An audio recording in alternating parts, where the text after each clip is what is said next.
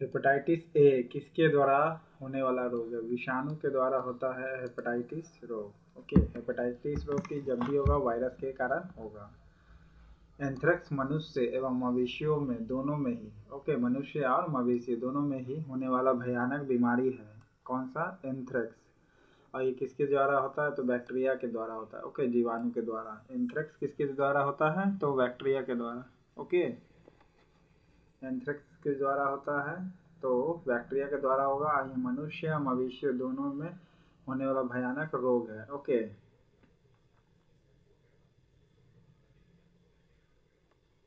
जल चक्र, कार्बन चक्र, ऑक्सीजन चक्र आदि क्या है? ये जैव रासायनिक चक्र है। कैसे? वाटर जो है क्या है? जल है, यानी केमिकल चीज है। ओके, कार्बन भी केमिकल है। ऑक्सीजन ये क्या है? ऑक्सीजन भी केमिकल है। बट ऑक्सीजन कार्बन क्या है? ये पौधा ले सकता है, तो इसमें बायोलॉजिकल फैक्टर आ गया, इसीलिए जैव रासायनिक चक्र इसका नाम हो गया। ओके, ऑर्गेनिक फैक्टर आ गया ना। वाटर जैसे वाटर ऑक्सीजन ले लेता है, मतलब वाटर से ऑक्सीजन अलग कर देता है पेड़, तो है ना, ऑर्गेनिक का रोल आ गया, तो जैव रासायनिक चक्र कहेंगे इसको। नेक्स्ट है, कार्बन डाइऑक्साइड के स्थिरीकरण के संदर्भ में कौन सा कथन सही है? तो सबसे पहले हरे पौधे सूर्य की किरणें की उपस्थिति में कार्बन डाइऑक्साइड को ग्लूकोज में बदल देता है। जी हाँ, जो भी हरे पौधे सूर्य की किरणें ले करके कार्बन डाइऑक्साइड को किस में बदल देता है? ग्लूकोज में बदल देगा। ओके, ग्लूकोज में बदल देगा।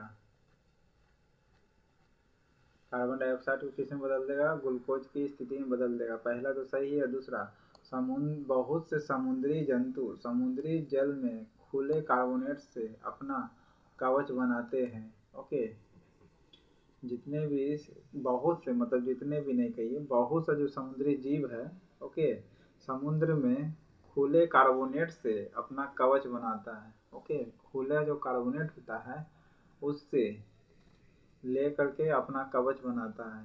ओके, जैसे घोंगा देखे होंगे, ओके, मोती वाला देखे होंगे, जिस निम्न में से कौन नवीकरणीय नहीं है, यानी जो नहीं बनाया जा सकता दोबारा? कोयला। ओके, बाकी भूतापीय दो नवीकरणीय है, होते रहता है नवीकृत। ओके, जल विद्युत भी हो सकता है, सौर ऊर्जा भी होगा। रॉयल जेली किसे कहा जाता है? शहद जिसे रानी मक्खी खाती है। ओके, रॉयल जेली किसे कहेंगे? Royal jelly, royal jelly royal से ही पता चला, रानी उन्हीं खाएगा। ओके, तो रानी मक्खी खाती है, शहद है जिसे रानी मक्खी खाती है। Okay, royal jelly. नेक्स्ट है, एक दीर्घकालिक रोग कौन सा है? मलेरिया जो है एक दीर्घकालिक रोग है। ओके, दीर्घकालिक रोग मलेरिया है। ओके, नेक्स्ट है, ओजोन गैस पाई जाती है समताप मंडल में। ओके, ओजोन गैस कहाँ पाई जाती है? समताप मंडल में। दो या अधिक फसलों को एक भूखंड पर निश्चित कतार में बोल रहा है तो इंटरक्रॉप कहलाता है। ओके, अंतर फसल उत्पादन कहलाता है। और मिश्रित करके करेंगे तो मिश्रित खेती कहलाएगा। ओके, एक विश्वव्यापी बीमारी कौन है? एड्स है। एड्स क्या है आपका? विश्वव्यापी बीमारी है। ओके, टीबी, सिर दर्द वगैरह जो है किसी किसी देश में नहीं है, बट एड्स है लगभग हर कंट्री में मरीज आपको पाया ही जाता है। निम्नलिखित में से कौन सही नहीं है? पीलिया जो है ये सही नहीं है। ओके, पीलिया जो, सॉरी, पीलिया यकृत ही इफेक्ट होती है, बिल्कुल सही है ये, तो इसमें सुमेलित करना था। ओके, विश्वव्यापी एड्स बीमारी है। दो या अधिक फसलों को एक भूखंड पर निश्चित कतार अगर बोल देगा तो इंटर क्रॉप बोलना है। ओके, अंतर फसल उत्पादन कहिएगा। ओजोन गैस कहाँ पाई जाती है? तो समताप मंडल में। कहाँ पाई जाती है? समताप मंडल में। दीर्घकालिक रोग किसे कहते हैं? मलेरिया को कहते हैं। ओके, दीर्घकालिक रोग किसे कहेंगे? मलेरिया का। रॉयल जेली किसे कहेंगे? तो रॉयल से ही पता है चल रहा है, रानी। ओके, रानी मक्खी खाती है क्या? शहद जिसे रानी मक्खी खाती है रॉयल जेली कहलाती है। कौन नवीकरणीय नहीं है? कोयला आपका नवीकरणीय नहीं है जो दोबारा नहीं बनाया जा सकता है। कार्बन डाइऑक्साइड के स्थिरीकरण के संबंध में कौन सा कथन सही है? तो स्थिरीकरण जो होता है कार्बन डाइऑक्साइड, क्या रोल है इसका? सबसे पहले ये हरे पौधे सूर्य की किरणें की उपस्थिति में कार्बन डाइऑक्साइड को ले लेता है, फिर लेकर के ग्लूकोज में बदल देगा। ओके, किसको? कार्बन डाइऑक्साइड को क्या करेगा? ग्लूकोज में बदल देगा। दूसरा ये है कि बहुत से समुद्री जंतु जो है समुद्र में जो घुले कार्बोनेट होते हैं, यहाँ खुले लिखा गया, घुले लिखा ना होना चाहिए। ओके, घुले जो कार्बोनेट होते हैं वो अपना कवच बना लेते हैं। जी हाँ, बहुत से समुद्री जीव जो होते हैं जो जल में जो घुला होता है कार्बोनेट, वो उससे वो अपना कवच बना लेता है, जैसे घोंघा वगैरह। ओके, नेक्स्ट है जल चक्र, कार्बन चक्र, ऑक्सीजन चक्र, ये क्या है? जैव रासायनिक चक्र कहलाते हैं। ओके, जैव रासायनिक चक्र कल आ जाएंगे। एंथ्रेक्स से बीमारी होती है दोनों में, मनुष्य में भी और मवेशियों में भी। ओके, मनुष्य मवेशी दोनों में। कौन सा? एंथ्रेक्स बीमारी। ओके, ये बैक्टीरिया के द्वारा होता है एंथ्रेक्स। ओके,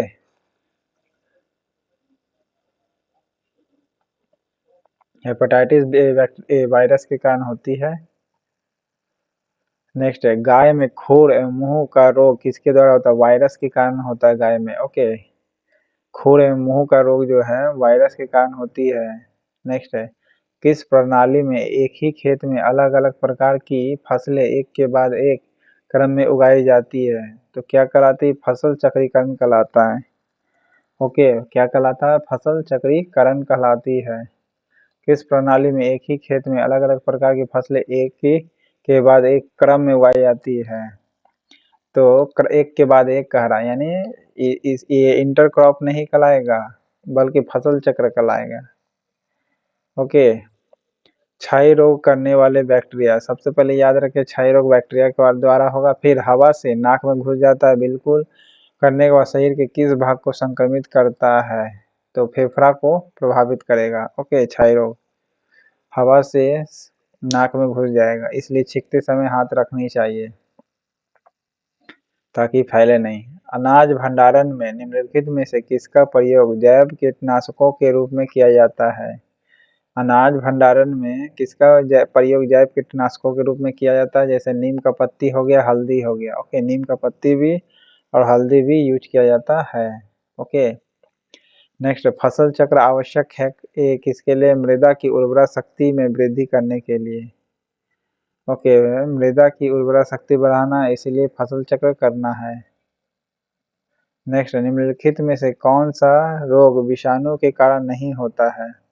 टाइफाइड जो होगा यह विषाणु के कारण नहीं होगा, टाइफाइड जो होगा वायरस के कारण नहीं होता है। ओके, बाकी वायरस से पोलियो होगा, इन्फ्लुएंजा होगा, खांसी सर्दी जिससे हो जाता है, चेचक हो गया। ओके, ये सब। नेक्स्ट, एंटीबॉडी का निर्माण किस कोशिका के द्वारा होता है? लिम्फोसाइट के द्वारा होती है एंटीबॉडी का निर्माण। ओके, नेक्स्ट है पौधे को नाइट्रोजन उपलब्ध कराने में कौन सहायक है? तो बैक्टीरिया होगा। ओके, पौधे को नाइट्रोजन कौन उपलब्ध कराएगा? सहजीवी नामक बैक्टीरिया होती है ना, तो बैक्टीरिया करती है। ओके, खसरा किसके द्वारा होने वाला रोग है? तो वायरस के कारण होती है खसरा रोग। ओके, खसरा वायरस के कारण होगी। वायु जो पूरी पृथ्वी को कंबल के समान ढके रहती है क्या कहलाती है? वायुमंडल कहलाती है। ओके, स्थल मंडल का मतलब जमीन होता है। अब स्थल को पूरा कौन ढकले रहता है? तो वायुमंडल।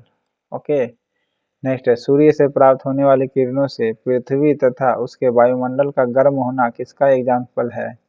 विकिरण के द्वारा होता है। ठीक है, सूर्य से जो भी प्राप्त होगी किरणें ना, वो पृथ्वी तथा उसके वायुमंडल को गर्म कर देगा। तो इससे होने वाला किसका एग्जाम्पल है? तो विकिरण के द्वारा होता है। नेक्स्ट है क्षय रोग किसके द्वारा होने वाला रोग है? तो वो बैक्टीरिया के कारण होती है। क्षय रोग जो होती है बैक्टीरिया के कारण होती है। नेक्स्ट है कि निम्नलिखित में से विचार करना है कौन सही है। देखिए, मत्सर रोग, HIV रोग ये वायरस के कारण होती है। ओके, वायरस के कारण होती है मत्सर, HIV। और सिफिलिस जो होती है सेक्सुअल रिलेशन से बीमारी होती है। ओके, गनोरिया भी सेक्सुअली रिलेशन है।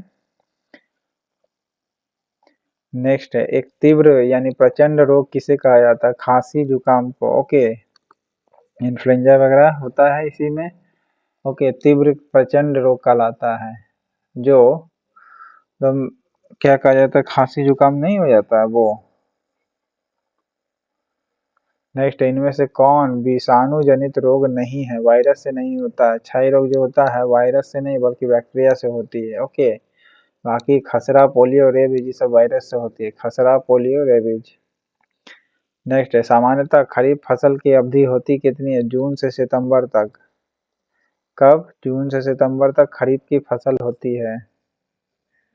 ओके, अक्टूबर से मार्च तक क्या होती है? रबी की फसल होगी, अक्टूबर से मार्च तक।